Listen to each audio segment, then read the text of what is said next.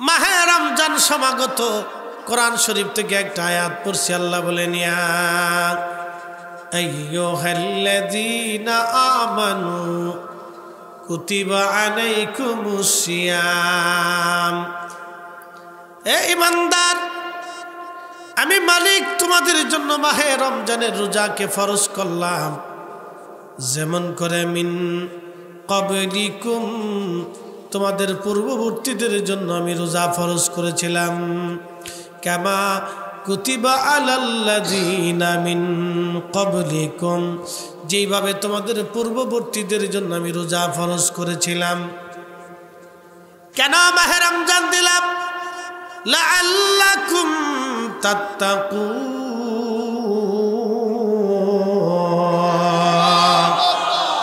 যাতে তোমরা মুত্তাকি হও, সেই জন্য মাহে রমজান দিলাম। কি কথা বলেন, ঠিক কিনা? কিন্তু দেখবেন এই মাহে রমজান আসার পরে আমার দেশের কিছু অসাধু ব্যবসায়ী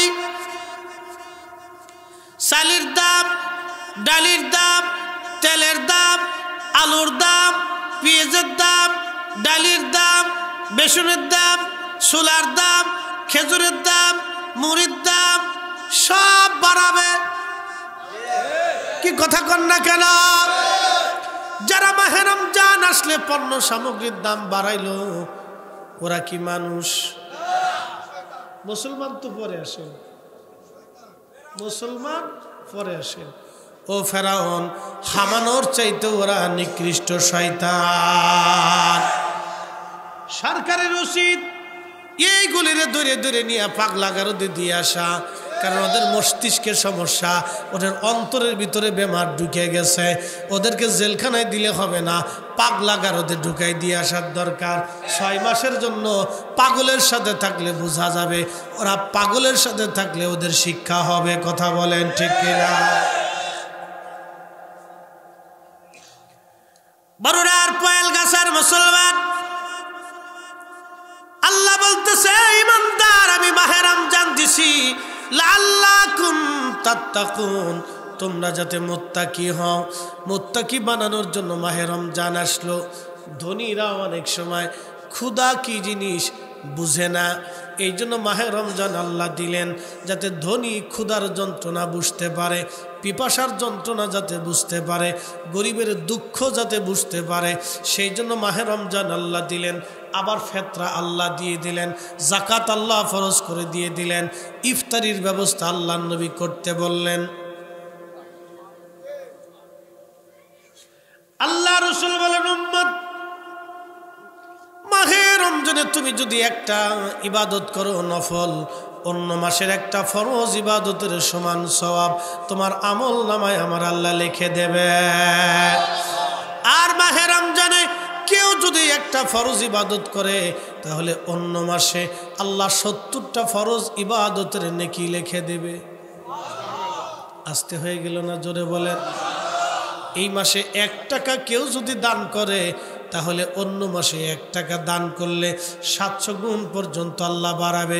কিন্তু মাহে রমজানে 1 টাকা দান করলে আল্লাহ কত পরিমাণে অগণিত গুণে আল্লাহ দিবে, এটা আল্লাহ ছাড়া কেউ জানে না। আল্লাহ নবী বলেন, আস-সাওমু লি ওয়া আনা আজজি বিহি। আল্লাহ বলছেন, রমজান আমার জন্য, প্রতিদান আমি মালিক নিজে হাতে আমি আমার বান্দারে দিয়ে দিব। অগণিত অসংখ্য প্রতিদানের কোনো সীমা আল্লাহ দেন নাই। একবার জোরে বলা যাবে কি আল্লাহু আকবার? তাহলে ব্যবসায়িকদের উচিত কি মাহে রমজান আসলে পণ্য সামগ্রীর দাম কমাই দেওয়া? কিন্তু ওরা কি করে বাড়ায়? বাংলাদেশে উল্টে ওরা কি করে বাড়ায়, বাড়ায় বাড়ায় কি করলো? কোটি কোটি টাকার মালিক হয়ে গেল। আজকে টাকার মালিক হয়ে কি করলো? টাকা নিয়ে কি ফেরাউন কবরে গেছে, হামানে কবরে গেছে, নমরুদ যাইতে পারছে, কারুনে নিতে পারছে, কেউ নিতে পারে নাই। তার মানে ওরাও নিতে পারবে না। এই জন্য আমার দেশে এক কবি গান লিখছিলেন, সোনা রে পিঁপড়াই খাবে বড় লোকের ধন।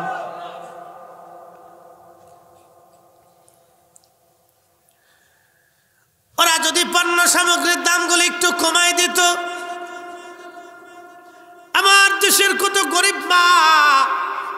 সারাদিন পরিশ্রম করে 300 টাকা রুজি করে, কিন্তু বাচ্চা আছে ঘরে 4টা, স্বামী মারা গেছে অথবা তালাক দিছে। এরকম আছে না? বহু আছে, হাজার হাজার আছে। স্বামী মারা গেছে কিন্তু সন্তান ঘরে 4টা, অথবা 5টা সন্তান, 2টা সন্তান, সারাদিন পরিশ্রম করে 300 টাকা রুজি করে, মাস গেলে তার রুজির কামায় রুজি 5,000 টাকা। এই 5,000 টাকা দিয়ে সন্তান মাহে রমজানে ভালো কিছু ইফতার করতে চায়, খাইতে চায়, কিন্তু মা কিনতে পারে না। দোকানে আসিয়া ফেলফেল করে মা চেয়ে তাকে মনে মনে চিন্তা করে, কি করব আমি। মার মনে বিরাট বড় দুঃখ, এটার দাম বেড়ে গেল, চিনির দাম বাড়লো, এই সোলার দাম বাড়লো, মুড়ির দাম বেড়ে গেল, খেজুরের দাম বেড়ে গেল। মহিলা কি করবে বলেন? ওই পুরুষটাই কি করবে বলেন? সারাদিন পরিশ্রম করে যারা 500 টাকা রুজি করে, এই গরিব মানুষটা ঘরে মা আছে, বাবা আছে, আরো ফ্যামিলির সদস্য আছে, সে করবে কি? এই মাহে রমজানে গরিব মানুষদেরকে যারা কষ্ট দেয়, পণ্য সামগ্রীর দাম যারা বাড়ায়, ওরা এই বাংলাদেশের নিকৃষ্ট সুরের চাইতেও খারাপ মানুষ না, মানুষের বাচ্চা হতেই পারে না। কিসের মানুষ?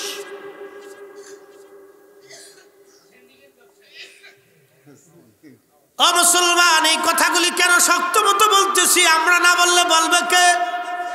কি কথা কর না কেন, ঠিক কি না? ময়দান তো আমাদের, হাজার হাজার মানুষ শোনে, বাহিরের মানুষ শোনে। ব্যবসায়িকদের উচিত কি এই সময় কম লাভ করিয়া আল্লাহর বান্দাদের জন্য ইহসান করা, দয়া করা।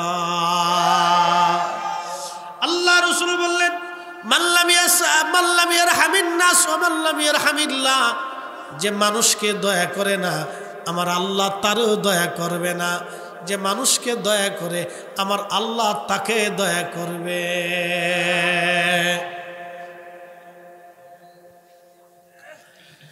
এ মুসলমান, খুব মনোযোগ দিয়ে, প্রিয় নবীজি মিম্বার মোবারকে কদম রাখলেন। কদম রাখার সঙ্গে সঙ্গে আল্লাহ রসুল বলেন আমিন। সুনানুত তিরমিজি সহিহ হাদিস, নবীজি বলেন আমিন। আবার কদম মোবারক রাখার পরে নবীজি বলেন আমিন। তৃতীয়বার কদম রাখার পরে নবীজি বললেন আমিন। সাহাবীরা বলেন ইয়া রাসূলুল্লাহ, আপনি 3 বার আমিন বললেন, হিকমতটা তো আমরা বুঝলাম না। আল্লাহ নবী ডাক দেয়া বলেন, সাহাবীরা রে, প্রথম মিম্বরে কদম রাখার পরে জিবরাইল আমিন এসে বলতেছি ইয়া রাসূলুল্লাহ, আপনি নবীর নাম মোবারক শুনল কিন্তু দুরূদ শরীফ পড়ল না, সে ধ্বংস হয়ে যাক। আমরা শুধু নাম মোবারক শোনার পরে দুরূদ শরীফ পড়ি না, আমরা চুমা খাইয়া চোখের মধ্যে লাগাই। একবার জোরে বলা যাবে কি মারহাবা? লাগান না? এই মাসালার উপর আল্লামা ইমাম জয়নুদ্দিন শামী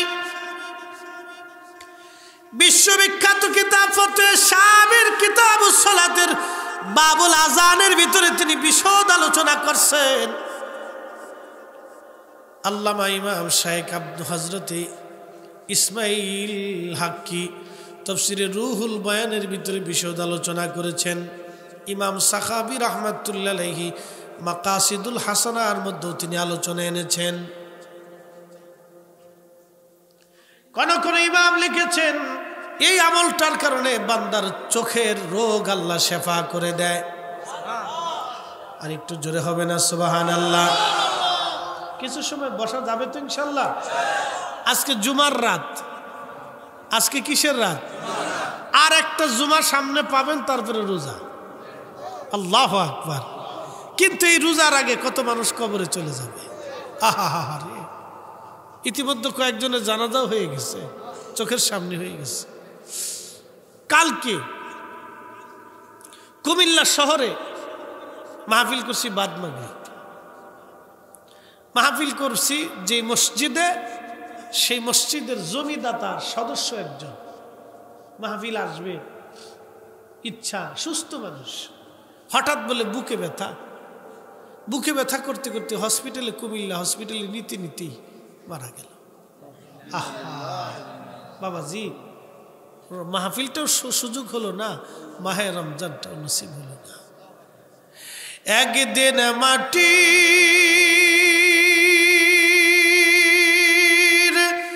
ভিতরে হবে ঘর রে মন আমার, কেন বান্ধ দালান ঘর মন আমার, কেন বান্ধ দালান ঘর।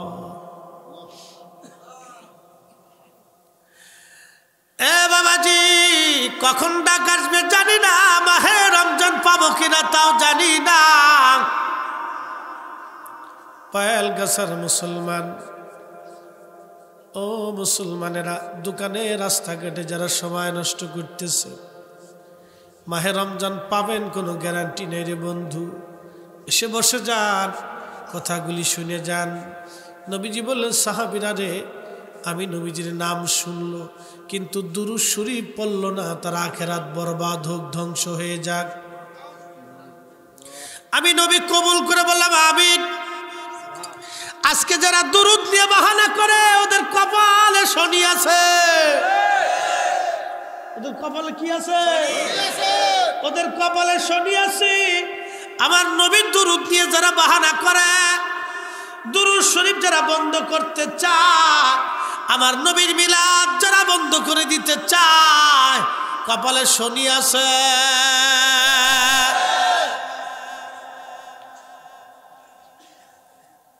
নবীর মিলাদ চালু থাকলে নবীর দুরূদ চালু থাকবে। কি কথা কন না কেন? তাহলে মিলাদ চালু রাখবো কি রাখবো না? হাত উঁচু করে রাখবো কি রাখবো না?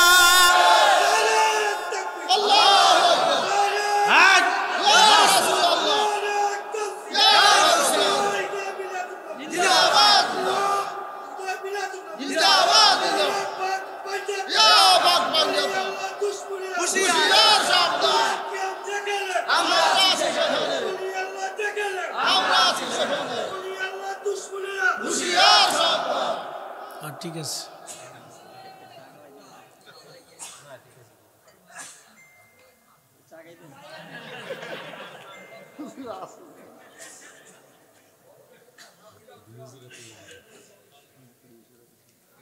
এটা জজবা। এগুলি কিয়ামতের ময়দানে আমাদের নাজাতের উসিলা হবে। বাবাজি, যে আমল করছি এটা দিয়ে আল্লাহ নাজাতের রাস্তা আমাদের কাছে, ইশক দিয়ে আল্লাহ মাফ করে দিবে। প্রেমের কাছে মাসালা নেই। আর রসুলের মুহাব্বতের চোখের পানির এত দাম, এক ফোঁটা চোখের পানি দিয়ে আল্লাহ বান্দার জীবনের সব গুনাহকে মিসমার করে দিবে। ইশকে রসুলের এত দাম, ইশকে রসুলের এত দাম। প্রিয় নবীর নাম শুনলো, দুরূদ পড়লো না, সে আখিরাত বরবাদ। চিন্তা করেন আমার রসুলের নামের ইজ্জত কত। আল্লাহু আকবার। আমার প্রিয় নবীর নামের দাম কত রে হে বরুড়াবাসী, পয়ালগাছাবাসী। আল্লাহু আকবার ভাষায় প্রকাশ করার মতো না। এরপরে নবীজি বললেন, সাহাবীরা রে,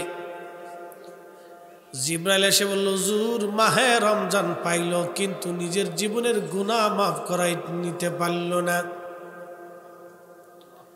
যে ব্যক্তি মাহে রমজান পাইল ঈমান ও ইহতিসাবের সাথে, মাহে রমজানের রোজা রাখলো, তারাবির নামাজ পড়ল, কদরের নামাজ পড়ল, রাত জেগে জেগে ইবাদত করলো, আমার আল্লাহ তাকে এমনভাবে নিষ্পাপ বানায় দেয় যেন একটা সদ্য বাচ্চা পৃথিবীতে মায়ের কোল থেকে যখন পেট থেকে দুনিয়াতে আসে, ওই বাচ্চাটা যেমন নিষ্পাপ, মাহে রমজান পাওয়ার পরে ঈমান ও ইহতিসাবের সাথে যে ব্যক্তি প্রত্যেকটা রোজা রাখবে, শুধু রোজা রাখলে হবে না, রোজা রাইখা যারা গীবত করে ওই রোজায় কাজ হবে না।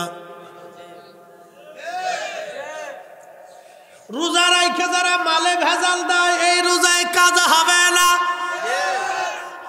রোজা রাইখা যারা মালে কম দেয়, কাস্টমার ঠকায়, ওই রোজায় কাজ হবে না।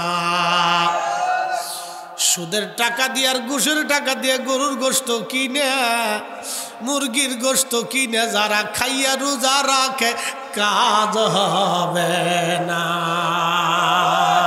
কথা কন না কে? কাজ হবে না।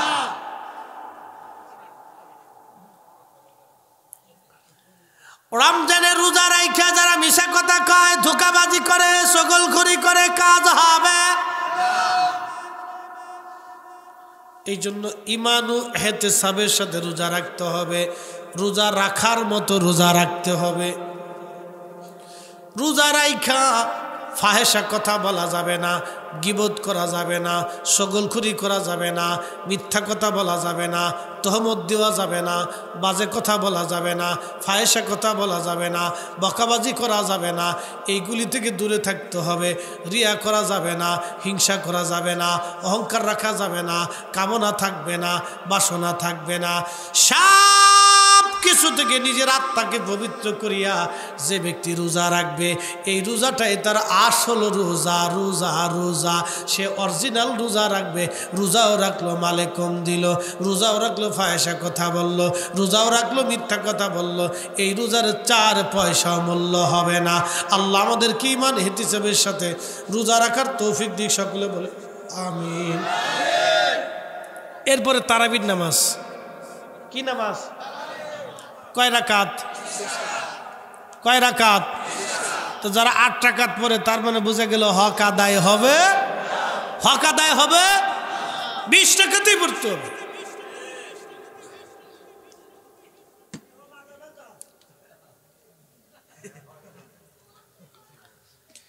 তারাবির নামাজ 20 টাকাত। ঈমান ও ইহতিসাবের সাথে যারা রোজা রাখবে এবং রাত জেগে তারাবির নামাজ পড়বে, তারাবি 20 রাকাত যারা ঠিক ঠিক মতো আদায় করবে, আল্লাহ তার গুনাহ মাফ করবে। কিন্তু ধোঁকাবাজি দিয়া, তাহাজ্জুদের হাদিস দিয়া 8 টাকাত তারাবি নামাজ বানাইয়া নিজেরে ধোঁকা দিল, মুসল্লিদেরকে যারা ধোঁকা দিল, ওরা সারা রাত ভরে জিকির করলো, কাজ হবে না।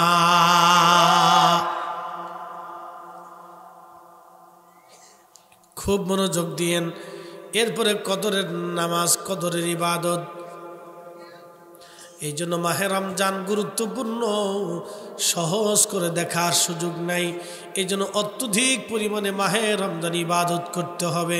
আমরা যারা সুন্নি তরিকতপন্থী আছি, আমরা তো অবশ্যই পীর ও মুর্শিদের শিক্ষা দীক্ষা আছে। প্রিয় মুসলমান, পয়ালগাছাবাসী খুব মনোযোগ দেন। এই মাহে রমজান আসতেছে, আপনারা ইফতার করাবেন। আল্লাহর নবী বলেন, উম্মতেরা রে, তোমরা মাহে রমজান আসলে তোমরা রোজাদার ভাইকে ইফতার করাও। যে ব্যক্তি রোজাদারকে ইফতার করাইবে, যারে ইফতার করানো হলো তার রোজা হোক বা না হোক, তার যারে ইফতার করানো হলো ওই একটা রোজার সওয়াব আমার আল্লাহ ইফতার করানোওয়ালার আমল নামায় লিখে দেবে। আপনি যদি 100 রোজাদারকে ইফতার করান তো 100 রোজার সওয়াব না। আসতে হয়ে গেল না, আরেকটু জোরে বলবেন। আপনার রোজা হোক বা না হোক, যারা ইফতার করাইলেন তার রোজা হোক বা না হোক, সওয়াব আল্লাহ লিখে দিবে। আল্লাহ নবী বলেন, সাহাবীরা রে, তোমরা যদি সম্ভব হয় একটা খেজুর দিয়ে 1 পেয়ালা দুধ দিয়ে ইফতার করাও।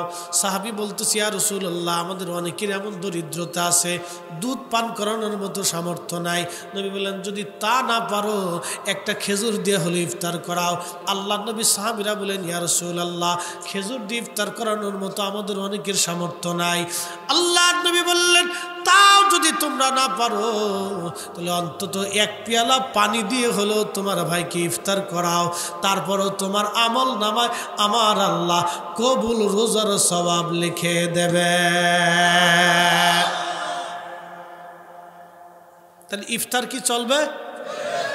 আপনাদের এলাকায় মসজিদে ইফতার হয় না? বেশি বেশি দিবেন, বেশি বেশি দিবেন। যদি সম্ভব হয় বাড়িতে গরিব দুঃখী অভাবী মেহনতি মানুষদেরকে ডেকে এনে বাড়িতে ইফতার করাবেন। আর যদি তা না হয়, অর্থকরী বেশি থাকলে আপনারা একটু এলাকার গরিব দরিদ্র আত্মীয় স্বজন যারা আছে তাদের ঘরের ভিতরে প্যাকেজিং করে সুন্দর করে ইফতার পৌঁছাই দিয়ে আসবেন।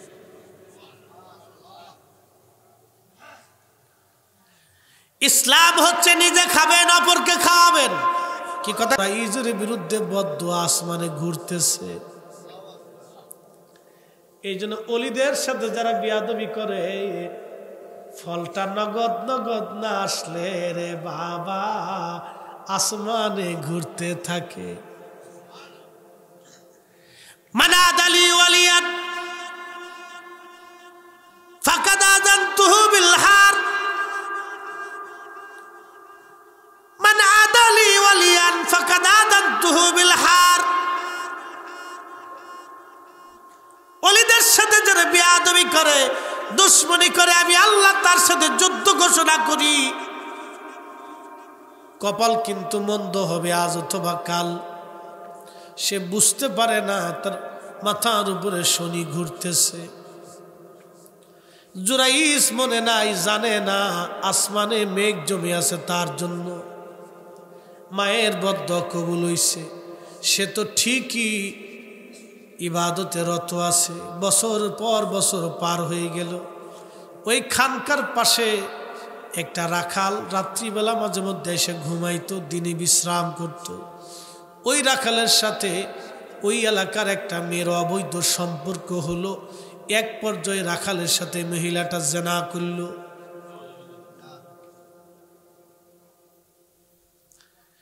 জানা বড় নিকৃষ্ট কাজ, বড় নিকৃষ্ট কাজ জানা,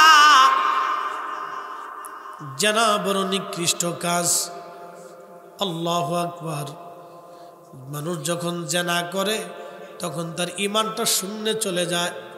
মানুষ যখন জানা করে জমিন কাঁপতে থাকে, আল্লাহকে বলে রব যদি অনুমতি দাও আমি জমিনে দাফন করে দেই। মানুষ যখন জানা করে ফেরেশতারা আল্লাহর দরবারে সাফ করতে থাকে। জানাও বড় নিকৃষ্ট কাজ।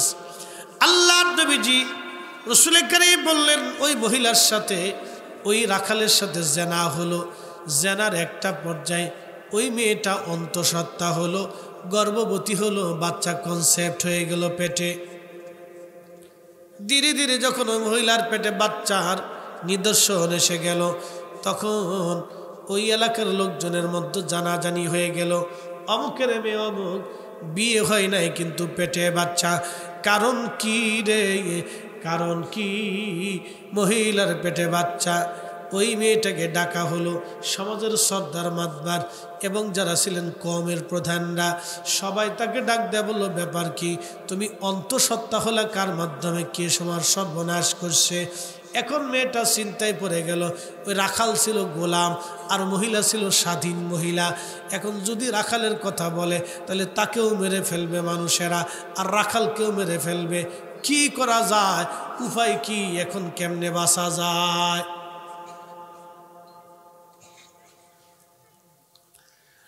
ওই মেয়েটা ওই রাখালের সাথে গোপনে গোপনে দেখা করলো।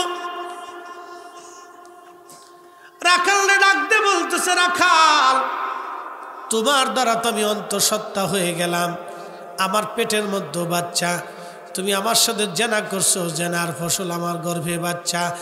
এখন বলো এই বাচ্চার পরিচয় যদি তোমার পরিচয় দেই তাহলে মানুষ তোমাকেও মেরে ফেলবে, কারণ তুমি গোলাম আর আমি স্বাধীন নারী, আমাকেও তারা হত্যা করে ফেলবে।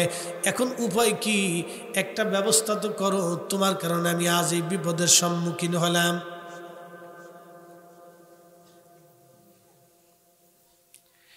এবার ওই রাখাল ডাক দিয়ে বলতেছে, রে ছলনাময়ী নারী,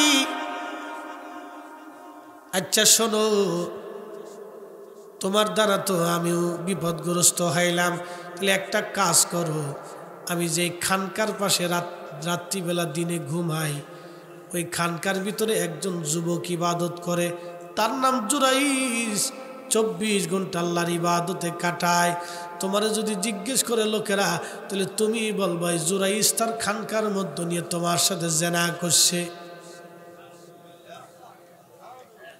মার বদদুয়া কবুল হইছে কিনা? কথা কর না কেন? কবুল হইছে নি? মায়ের বদদুয়া কবুল হয়ে গেছে। মা বদদুয়া করছে অনেক বছর আগে, কিন্তু আকাশের থেকে মেঘ বিপদ আসলো অনেক বছর পরে। যুবকদেরকে সতর্ক করে যায়, মার বদদুয়া নিও না, যদি একবার বদদুয়া করিয়া দেয় বিয়ে করবা 10 বছর আগে, কপালে ঠাডা পড়বে 10 বছর পরে। এই কথা কন না কে? আর না হয় মরার আগে, আর না হয় মরার আগে, মরার আগে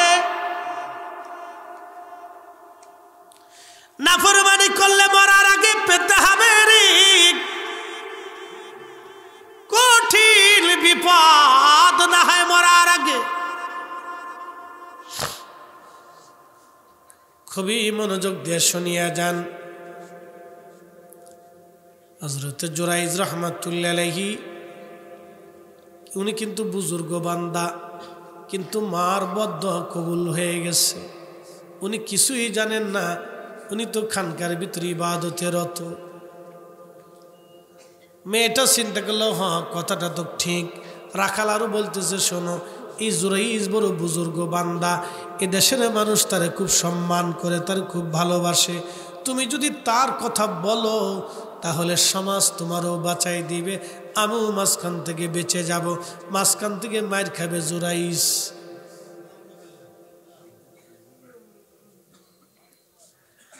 মেয়েটাকে ডাকছে, সর্দার রে, মেয়ে বলো কে তোমার সাথে জানা করছে? মেয়েটা বলল, দেখেন আপনারা যারা বড় বুজুর্গ ওলি মনে করেন, ওই যে জুরাইজ খানকার ভিতরে নিয়ে আমার সাথে সে জেনা করছে, যার কারণে আমি অন্তঃসত্ত্বা হয়ে গেছি। তোমরা যারা ওলি মনে করো সেই লোকটাই তার খানকার ভিতরে নিয়ে আমার সাথে জেনা করছে। যুবকরা লাঠি সুটা নিয়ে জুরাইজের খানকা আক্রমণ করছে। আগুন ধরাই দিল, জুরাইজকে লাঠি দিয়ে মারে। আল্লাহর ওলি জুরাইজ ডাক দে বলল, যুবকরা কি জন্য তোমরা আমারে মারো? বলে, তুমি বিরাট বড় ভণ্ড প্রতারক, তুমি অমুক নারীর সঙ্গে জেনা করছো, সে অন্তঃসত্ত্বা হয়ে গেছে। এখন তুমি বড় ভণ্ড বুজুর্গ, তুমি বিরাট বড় ভণ্ড, এই জন্য তোমার শায়েস্তা করার জন্য আমরা আসছি। আল্লাহর ওলি জুরাইজ বললেন, দেখো গো, আমি তারে কোনোদিন দেখিও নাই, আমি তারে চিনিও না, জেনা করা তো দূরের কথা, কথা তো সত্য, সে তো জেনাও করে নাই, তারে দেখেও নাই, কিন্তু মায়ের বদদোয়া কবুল হইয়া গেছে। কথা কর না কেন, ঠিক কিনা? যে কথাটা বলছিলাম যে জুরাইজ রাহমাতুল্লাহ আলাইহি মার বদদোয়াটা কবুল হয়ে গেছে। পরবর্তী পর্যায়ে আগামীকাল জুমা, তো জুমার রাত, এই জন্য আমরা আর বেশি দরকার নেই, মোটামুটি একটা পর্যায়ে আমরা ছেড়ে দিচ্ছি ইনশাল্লাহ। তো জুরাইজ রাহমাতুল্লাহ আলাইহি মার বদদোয়াটা কবুল হয়ে গেল। তো লোকেরা মহিলারে ডাক দিছে, জুরাইজরেও নিয়ে গেছে। তো লোকেরা বলতেছে, জুরাইজ তোমার কি কোনো সাক্ষী আছে? জুরাইজ বলতেছে, আমার তো কোনো সাক্ষী নেই, আমি তো অপরাধ করি নাই। তো মহিলা বলতেছে, আমার পেটে বাচ্চা, আমি গর্ভবতী হয়েছি, অন্তঃসত্ত্বা হয়েছি জুরাইজের মাধ্যমে, আমি এর বিচার চাই। কি একটা মুশকিল, চিন্তা করেন তো। তো জুরাইজকে লোকেরা বলতেছে, জুরাইজ তোমার কি কোনো সাক্ষী আছে? জুরাইজ বলল, হ্যাঁ আল্লাহ প্রদত্ত আমার একটা সাক্ষী আছে। বলে, কি সাক্ষী? ওই মহিলার পেটের বাচ্চা আমার সাক্ষী। একসাথে বলবেন আল্লাহু আকবার। লোকেরা বলল, জুরাইজ রে, মহিলার পেটের বাচ্চা তোমার আর সাক্ষী হয় কেমনে? বলে, ওই বাচ্চা প্রসব হওয়ার পরে ছোট্ট বাচ্চার কাছে আমি জিজ্ঞেস করব, আমার মাধ্যমে সে কি দুনিয়াতে আসছে নাকি অন্য কোনো পুরুষের মাধ্যমে? বলে, জুরাইজ রে, এত ছোট বাচ্চা কি কথা বলবে? আমি বললে অবশ্যই কথা বলবে। আল্লাহর নবী বলেন, উম্মতরা তোমরা শোনো, কয়েকটা বাচ্চা মায়ের কোলে থেকে কথা বলেছিল, তার ভিতরে হজরত ইউসুফ আলাইহিস সালামের সাক্ষী এবং হজরত জুরাইজের সাক্ষী এই পেটের বাচ্চা। একবার জোরে বলা যাবে কি মারহাবা? লোকেরা বলল, ঠিক আছে, বাচ্চা প্রসবক। বাচ্চা প্রসব হয়ে গেল, বাচ্চা প্রসব হয়ে গেছে সময় মতো, বাচ্চা, লম্বা ঘটনা, সময় মতো বাচ্চা প্রসব হলো। ওই মহিলা বাচ্চা নিয়ে আসছে, ওই মহিলা জানে না অলিদের দৌড় আল্লাহর আরশ পর্যন্ত। কি কথা কর না কেন? ওলিদের দৌড় কোন পর্যন্ত? আল্লাহর আরশ পর্যন্ত। একসাথে বলেন আল্লাহু আকবার। পাওয়ার আসেনি? ওই উম্মতের পাওয়ার যদি এটা হয়, এই উম্মতের পাওয়ার কত? আল্লাহু আকবার। ওই উম্মত থেকে এই উম্মতের 70 গুণ পাওয়ার বেশি। এই জন্য আমরা বুলন্দ নসিব, আমরা ওলিদের সাথে আছি। ওলিদের সাথে থাকে ওটা তকদির।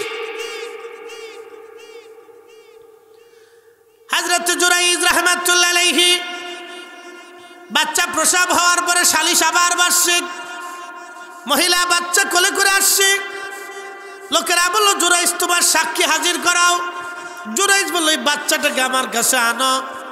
বাচ্চাটাকে নিয়ে আসার পরে আল্লাহর ওলি শাহাদাত আঙ্গুল দিয়ে বাচ্চার তল পেটে ধাক্কা দিয়ে বলেন, এ বাচ্চা বলো আমি তোমার জন্মদাতা নাকি অন্য কেউ? আল্লাহর নবী বললেন, সাথে সাথে বাচ্চার জবান খুলে গেল। বাচ্চা ডাক দিয়ে বলে, সমাজের মানুষ তোমরা যারে আমার পিতার পরিচয় দিয়ে নিয়ে নিচ্ছ, এই জুরাইজ আল্লাহর ওলি, উনি নিষ্পাপ, উনি আমার জন্মদাতা না, ওই রাখাল হলো আমার জন্মদাতা। একসাথে জোরে বলেন আল্লাহু আকবার। ওলিদের পাওয়ার আসেনি? ওই জমানার ওলির যদি এই পাওয়ার হয় তাহলে এই জমানার আরো 70 গুণ। এই জন্য এই জমানার ওলিরা নদীর দিকে ইশারা করলে নদীর পানিগুলি উজানে চলে যায়। তেলের গাড়ি তেলে চলি, হাওয়ার গাড়ি হাওয়ায় উড়ে, বিনা তেলে চালায় গাড়ি নবী সুলাইমান। আমরা সেই মুসলমান, ঠিক কিনা? ওলিদের সাথে আসি না নাই? ওলিরা যে পথে, আমরা আছি সে পথে। কথা বলেন ঠিক কিনা? তো আল্লাহ আমাদেরকে তৌফিক দিক। হুজুরের সময় কম, আমি আলোচনার গুছিয়ে ফেলেছি। তার মানে অর্থ হচ্ছে পিতামাতার খেদমত যে করলো সে নাজাত পাইল, যে পিতামাতার খেদমত করতে পারলো না তার আখেরাত বরবাদ হয়ে যাবে। আল্লাহ আমাদের প্রত্যেক কবুল করুক, বাবা মার খেদমতের তৌফিক নসিব করুন। এটা কি?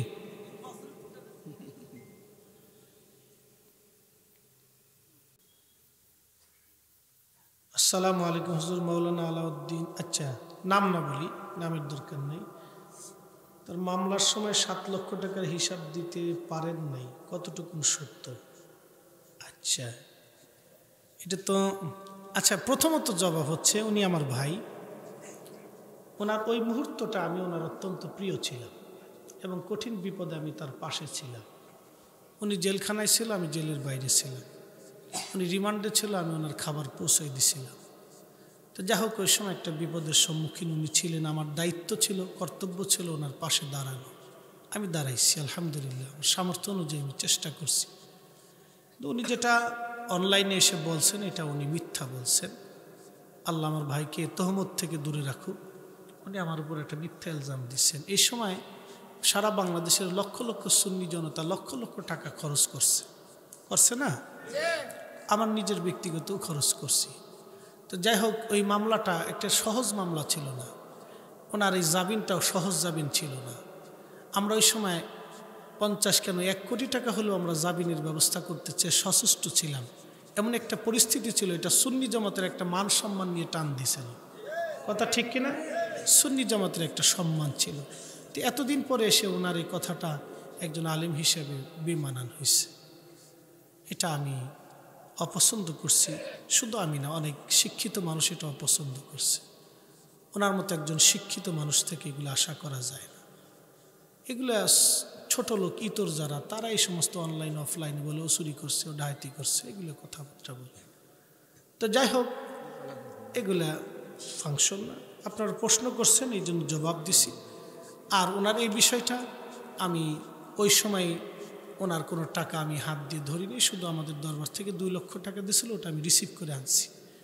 আমাদের নারায়ণগঞ্জের প্রেস ক্লাবের সভাপতি খন্দকার শাহ আলম সাহেব আছেন, ওই থানার যিনি তৎকালীন এসআই ছিলেন তিনিও ছিলেন, তিনারা এটা ড্রিল করছেন। আমি শুধু মাধ্যম হয়ে কাজ করে দিচ্ছি। তো যাই হোক আর কি, ওনার টোটাল সম্পূর্ণ বুঝাই দিয়েছিলেন। ওনার যারা যারা বুঝাই দিয়েছিলেন তারা সাথে ছিলেন। আচ্ছা যাক, এই বিষয়ে আমি এই প্রশ্ন করছেন, আমি কখনো মুখ খুলিনি। দেখ আলহামদুলিল্লাহ, আল্লাহ ভাইকে সঠিক সমঝ দান করুন। আর একটা প্রশ্ন যে হুজুর আপনি কি আমিরে মুআবিয়া রাদিয়াল্লাহু তাআলা সাহাবী মানেন কিনা? আমিরে মুআবিয়া রাদিয়াল্লাহু তাআলা তিনি একজন সাহাবী। হুজুর গাউসে পাক, মুজাদ্দেল ফেসানি, চার মাযহাব, চার তরিকার সমস্ত ইমামরা তাকে সাহাবী মানছেন, আমরাও সাহাবী মানি। সাহাবী মানব না কেন? সাহাবী না মানার তো কিছু নেই। উনি রাসূলুল্লাহ সাহাবী ছিলেন। তবে আলেমা কেরাম, উলামায়ে মুস্তাহিদিন ইজতিহাদি খাতার কথা বলছেন, এদিকে আমরা যাব না। উনি রাসূল করিমের সাহাবী ছিলেন, আমাদের এই পর্যন্তই থাকা উচিত। ইনশাআল্লাহ আমরা সাহাবী মানি এবং মেনে যাব। আপনি নাকি ভুল ওয়াজ করেন, কতটুকুন সত্য? আচ্ছা শোনেন, ঘটনা হলো কি, যে আমার ভুল ধরে আপনারা আমার ওই ভাইকে প্রশ্ন করবেন যে ভাই আপনার ভুল হয় কি না। যদি বলে হ্যাঁ আমারও ভুল হয়, তাহলে পরে ফরিদি সাহেবের ভুল আর ওনার ভুল এটা সমান সমান হয়ে গেল। তাহলে বোঝা গেল সবারই ভুল আছে। কথা ঠিক কিনা? ভুল ছাড়া পৃথিবীতে কোনো মানুষ আছে? নবীরা ছাড়া আমাদের ভুল আছে, ভুল হতেই পারে, ভুল হবেই, স্বাভাবিক, সবারই ভুল আছে। এখন কেউ যদি বলে যে আমার ভুল নাই, তাহলে বুঝতে হবে যে সে শয়তানের দরজায় চলে গেছে। কারণ একমাত্র শয়তান তার নিজের ভুল স্বীকার করে নাই। কথা কোন ঠিক কিনা? তাহলে ভুল হইতেই পারে। আচ্ছা যাক আলহামদুলিল্লাহ, এগুলো প্রশ্ন না করাই ভালো, এগুলো আলাদা সাবজেক্ট। আচ্ছা ঠিক আছে, যাক আলহামদুলিল্লাহ, আল্লাহ আমাদেরকে সঠিক সমঝ দান করে। আমিন।